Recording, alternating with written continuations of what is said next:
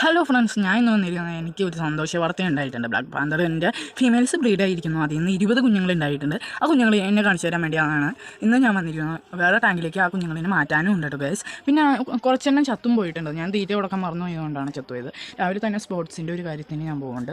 അതുകൊണ്ട് തീറ്റ കൊടുക്കാൻ മറക്കും. ഒരു 10 മണിയൊക്കെ ആകുമ്പോൾ ഞാൻ വീട്ടിൽ എത്തുന്നത്, അതുകൊണ്ട് മറന്നുപോയി. പിന്നെ കിടക്കാൻ പറയും ടീച്ചർ. അങ്ങനെയൊക്കെയാണ് ഞാൻ പോയിക്കൊണ്ടിരിക്കുന്നത്. ഇന്ന് രാവിലെ ജസ്റ്റ് നോക്കിയപ്പോൾ കുറച്ചെണ്ണം ചത്തുപോയിട്ടുണ്ട്.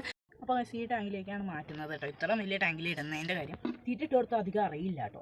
അധികം അറിയില്ല, വേസ്റ്റ് പെട്ടെന്നൊന്നും കലങ്ങുന്ന പ്രശ്നം വരില്ല. ഗപ്പികളിനെ കാണിച്ചു തരാം, കുഞ്ഞുങ്ങളെ. അപ്പോൾ മേടി കറങ്ങടിച്ച് നടക്കണതാണ്. പിന്നെ ഒന്ന് ചത്തതും കാണിച്ചു തരാം. മറ്റേ നീന്തിക്കൊണ്ടിരിക്കുന്ന ഗപ്പിയുടെ ഇപ്പുറം കിടക്കുന്നത് ചത്തത് കേട്ടോ ഗൈസ്. പിന്നെ ഇപ്പുറം കൂട്ടത്തോട് കുറച്ച് കിടക്കുന്നുണ്ട്, അതിനകത്ത് 2 എണ്ണവും ചത്തിട്ടുണ്ട് കേട്ടോ ഗൈസ്. ഇതുങ്ങളിനെ എല്ലാത്തിനെയും ടാങ്കിലേക്ക് മാറ്റണം കേട്ടോ ഗൈസ്.